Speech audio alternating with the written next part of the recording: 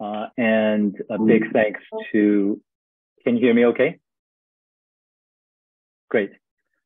Thank you, and thanks to TEF and the Presbyterian Church for this very kind invitation and for this opportunity to share with all of you online today our work here in Taiwan. I prepared just a few slides for us to talk through, but mostly I will endeavor to keep my remarks within the time allotted. I know we are on a tight schedule, and I am looking forward to our Q&A session where we may have a more free-flowing dialogue. I wanted to thank especially Reverend and Dr. Kuhn for the very moving opening remarks just now, and all the new friends from various time zones dialing in tonight or this morning, as the case may be. Some of you may have been to Taiwan, and if you have not, we look forward to properly welcoming and hosting you in the future. As many of you probably know, the Presbyterian Church has been working with local communities in Taiwan for over 150 years. And today I would like to speak with you about our communities, which will hopefully help to cut through some of the information campaigns and clarify any misunderstandings. First, at the national level, we are a community of over 23 million civilians. But to be more precise, we're a community of over 23 million citizens. Citizens who argue with each other, like siblings often do. Siblings who then reconcile with each other, like families always do. Citizens who practice their own faith. By the way, we are home to 1 million Christians. We're citizens who vote.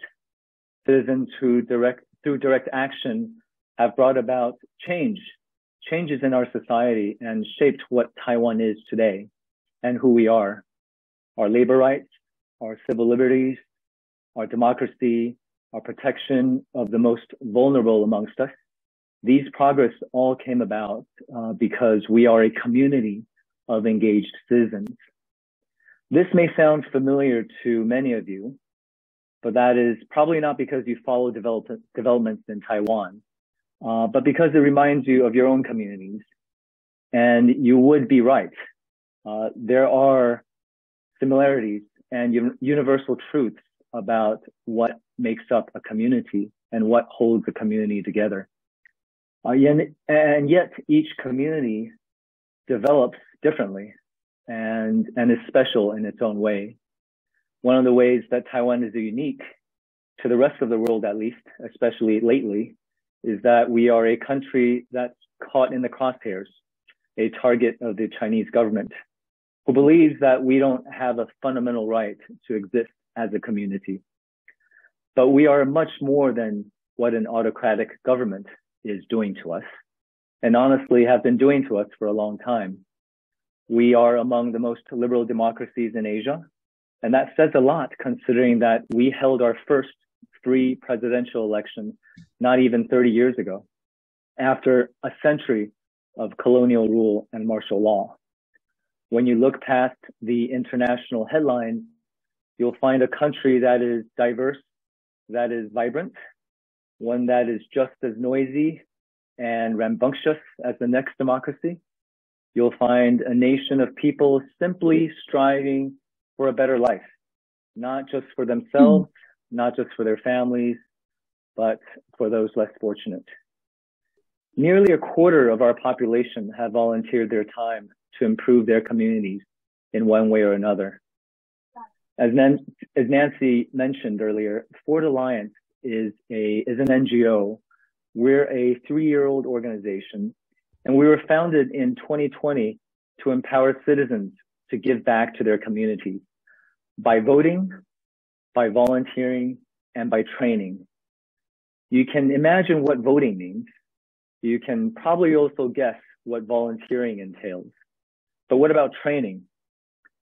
A critical component of Ford Alliance's work today is to provide local communities the knowledge and the skills and the organization to help themselves in the time of need.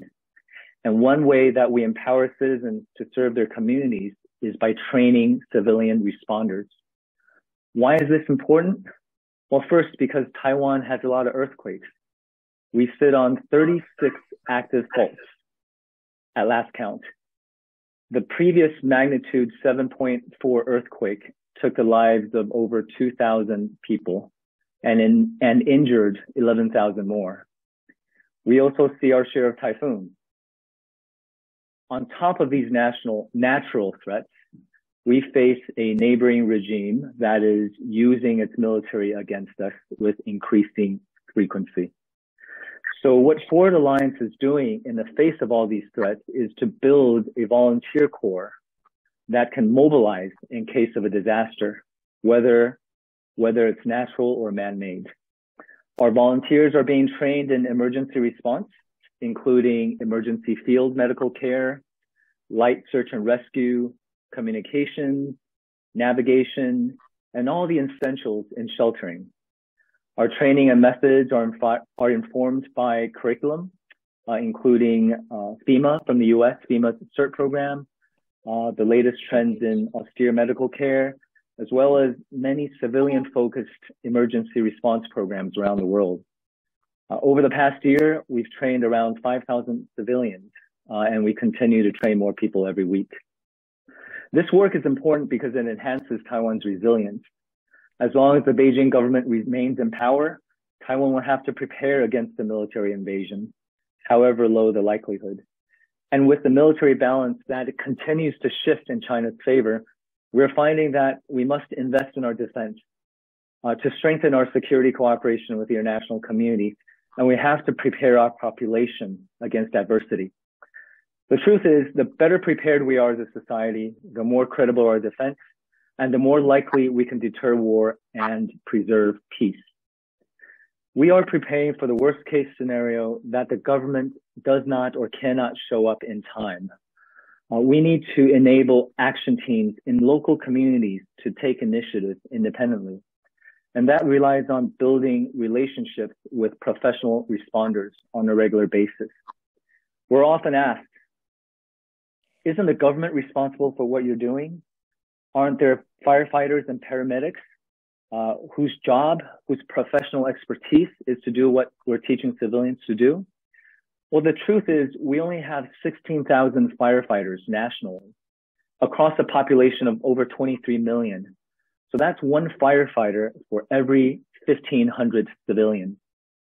It doesn't take an expert or a mathematician to see that the public must play a key role in case of a major disaster. When properly trained and organized, what civilians can do is to complement government initiatives, whether by working with first responders or the military. On the other hand, if the civil society is completely unprepared, if communities break down, then society falls apart. But there's another reason that this work is essential beyond building resilience, and it's that it brings communities closer. When people work together, we build solidarity. The physical experience reminds us that we're actually in it together. And that's important for democracy, especially in today's age of worsening polarization that I'm sure all of you are aware of. So in confronting Taiwan's many, many challenges, we have to utilize our biggest strength, and that's Taiwan's civil society. And that's why we work through an NGO in furthering our work. I think we can all agree that nations are at their finest. Communities are at their strongest when ordinary people show courage and unity.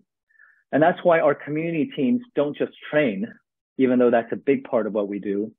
Our community teams seek to help each other during sunny days as well. As an example that I'd like to share with you, our volunteers just completed a book drive serving incarcerated mothers.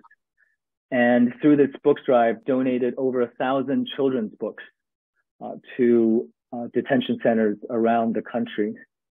Our volunteers decided to do this because they believe in the power of imagination. They believe that books offer colors and shapes and indeed possibilities too.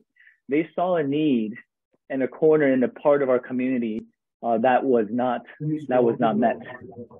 And as you can begin to see through programs like this one, service is ultimately about citizenship. They're tied together. I once asked a volunteer of ours, her name is Michelle Guo, who had lived all over the world before moving to Taiwan and working with us and training with us and volunteering with us. I asked her, what does the word community mean to her? And this is what she said, and I'm quoting her, quote, "Our lives are interconnected, intertwined. A person matters to another person.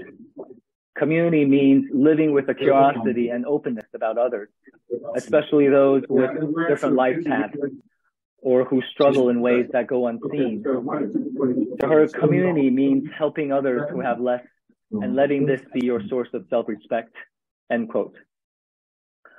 We matter to each other. We help those who have less. We help those who are going through a rough patch. This is how people in Taiwan treat each other. And this is how we engage with the world as well. Our rescue teams were on scene after the recent earthquake in Turkey and Syria. During the pandemic, which Reverend and Dr. Kuhn referenced earlier, our health professionals were engaged around the clock with their international colleagues, even though they were sidelined from important institutions. I hope that all of you here today, online here today, in addition to the great work that you're already doing in your local communities, will continue to learn more about the plight of Taiwan and to remember Taiwan, because indeed our lives are interconnected and intertwined. I will wrap up my prepared remarks here and hand the microphone back to you, Nancy.